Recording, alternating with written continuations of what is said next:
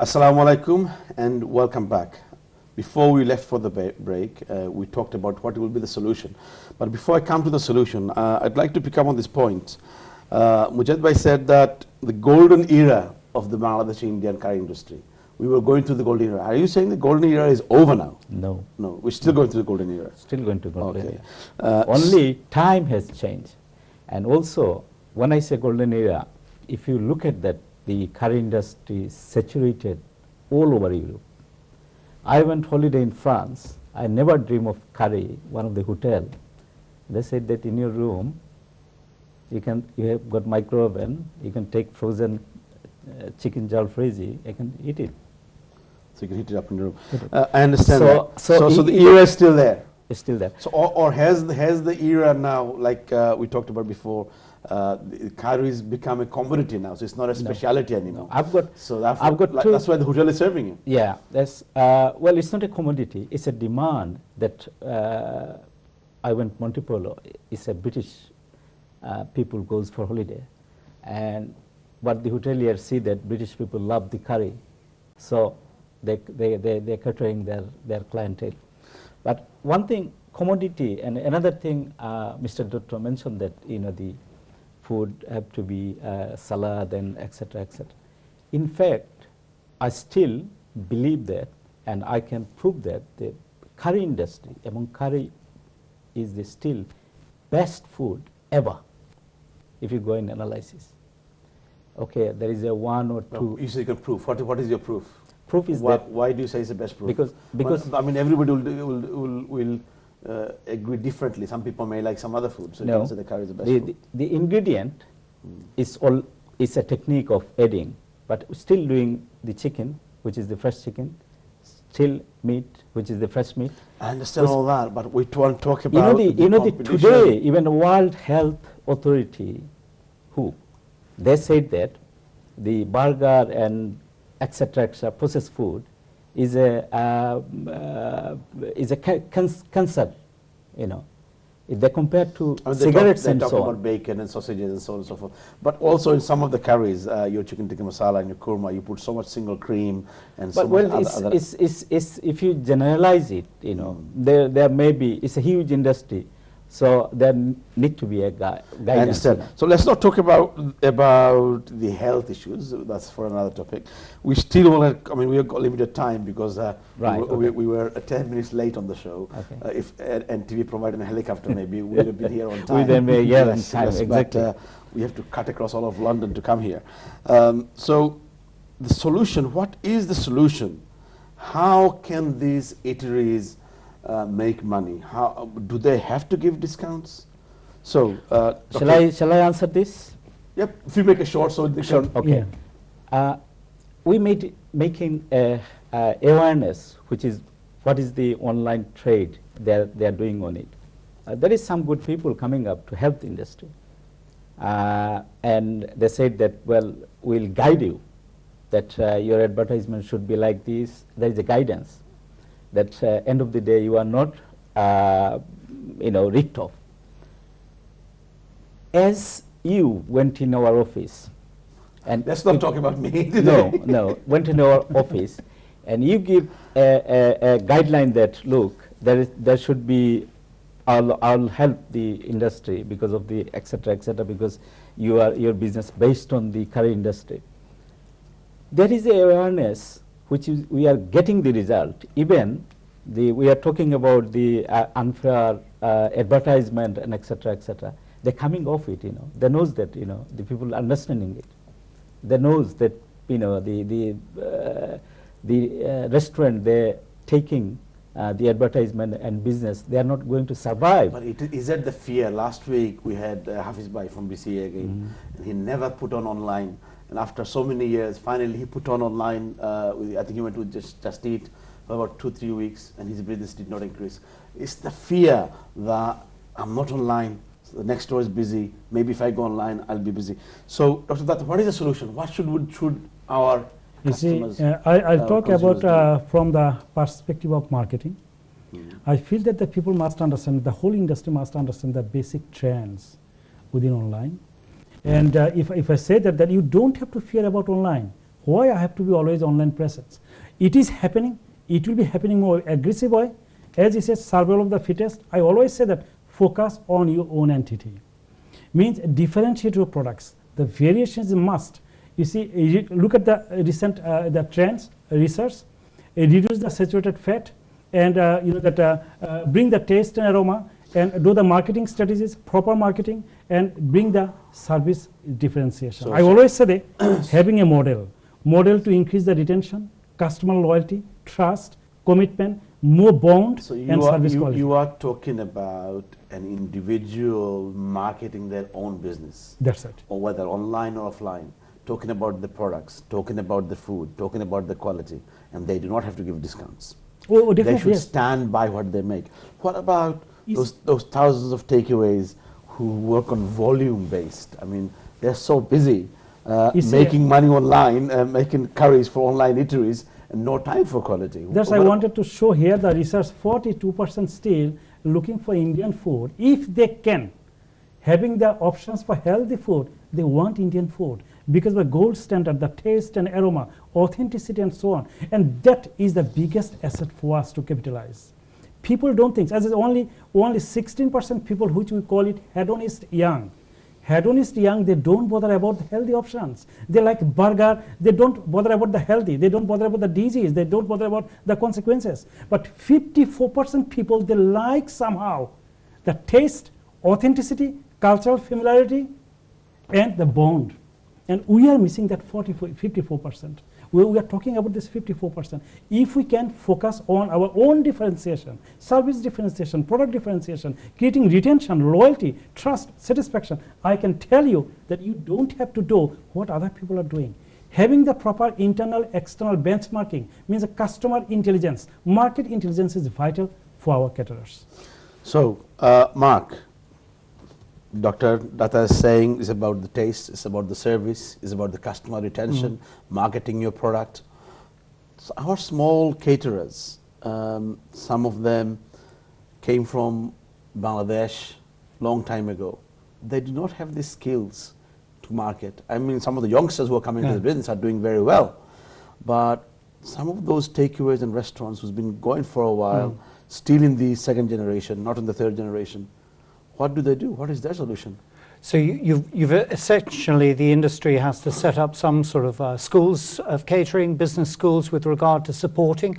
Let's not forget, it's a Bangladeshi who's just won Great British Bake Off. You know, yes, someone we are who's very proud of that. And who's proved that Bangladeshis can actually innovate, they can actually bring about fusion with catering to meet local need without losing that authenticity. I think what the traditional caterer can possibly bring, and has within them, is rather more theatre. We need to bring more of the catering out. So we've seen in other trends, whether it's Mexican food or Italian food here, because of the competition, they're saying, instead of being hidden away behind the screens, let's make it much more theatrical. People are seeing their food being prepared, seeing the fresh ingredients, the spices. Too often it's hidden away as if it's in some way shameful. You've got something to celebrate. One of the, if culinary imperialism existed, the curry, as driven very much by the Bangladeshi industry, has become a world beater. Let's be celebrating it rather more. Let's not put all our eggs in one basket with new technology. New technology is a useful adjunct, but you need to build up good core local bonds and clients. People will seek you out if you have the name and the differentiation that's there. And that always will come back to value for money, but it will come back to quality ingredients. And you can source from anywhere in the world now at bargain prices. It's possible. And provenance. People now are very interested to know. I noticed that the Michelin-starred Tamarind restaurant, which is in Mayfair, that's a curry house. Advertising a restaurant. But they will mention precisely where in England their lamb comes from. People want to know. It's about trust.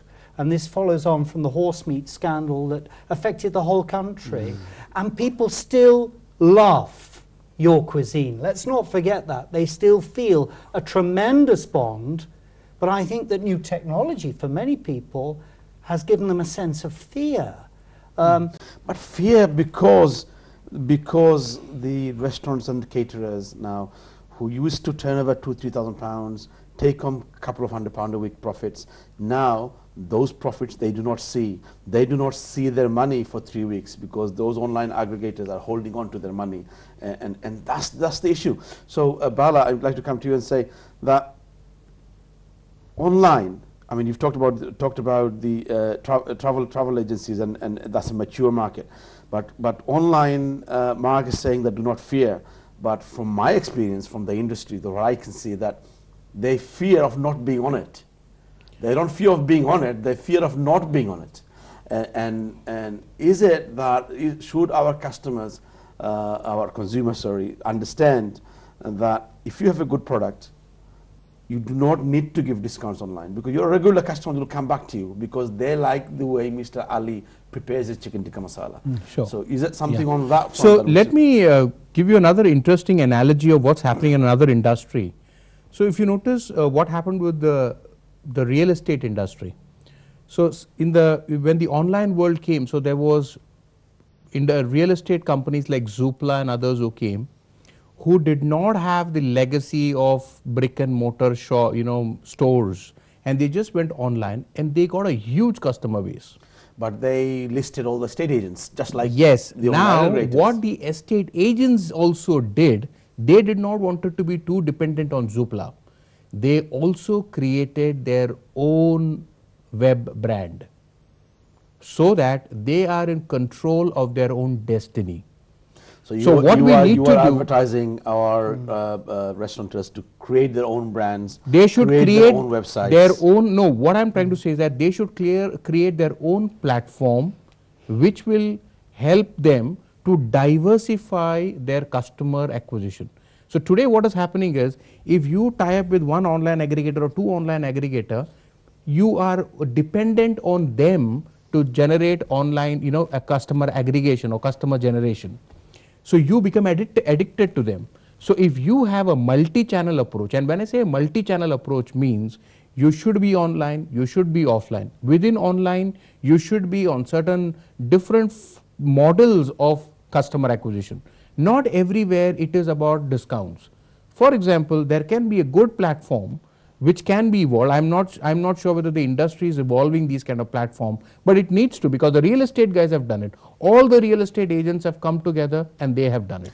There is good platforms which is available. I cannot mention it because I may be involved in it, where the restaurants can make their own websites, and that's what they should do. That's exactly, they should have their own website, they should have their own online ordering platform, they should have their own apps, they should market their own restaurant to their own customers. Shaleem, I feel the destinies of our restaurant should be in our hands. We should not let it go into the technology. You have to embrace technology. Of course. We need to embrace technology for our benefit in our control. And that's the way forward. If you're dependent on online aggregators who have a role to play, they have a role to play, and they are putting their efforts into value add into a customer business. But that role you're talking about, the online aggregators, I mean, for travel industry is very different. But for this industry, okay, I mean, travel industry, I mean, is multi-billion pound companies, airlines, sure, who can afford it. But for our industry, it is small, independent, family-owned businesses, the husbands, the wives, the children, everybody's working in it.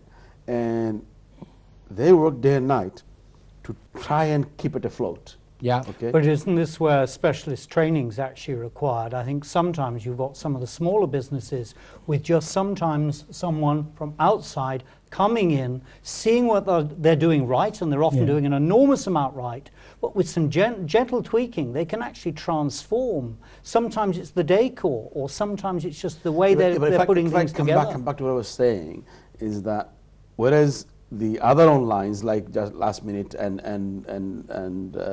the other travel, other travel, but this sector where it is family-owned businesses, small independents, whole family is working for free. If you add all the labor that is put in by the family, They're actually making losses. It is well below minimum wage. Yeah. And then you have massive online aggregators who are worth 2.8 billion, sucking the blood out of this industry. I mean, if you can call it, they're employing child labor. Yeah. So if the children are working, helping the family to survive and make the family business survive, so I mean, sometimes they're living upstairs. You know. But only one way, which is essential, my suggestion would be all these caterers that they have to reconstruct their pricing. The price you cannot put the prices up. I mean, we're talking about discounts. You're talking about putting the prices up. Everybody's giving discounts in the street. Well, that's what you need to educate yourself. Because if you go for discount and if you go for half price, but with all you respect, will find that I have a family to run, right? So I have a takeaway or a restaurant. I have a family to run. I'm doing £2,000 a week, somehow barely surviving with the online aggregator fee of £300, £400 a week, with the rent rates. You want me to increase my price? Soon as I increase my price, my customers will go next door to the Chinese and the kebabs, and I can't pay my rates. Well, my rates. The truth is that the old time is gone. The pint drinker, not you cannot target the pint drinker to have the curry.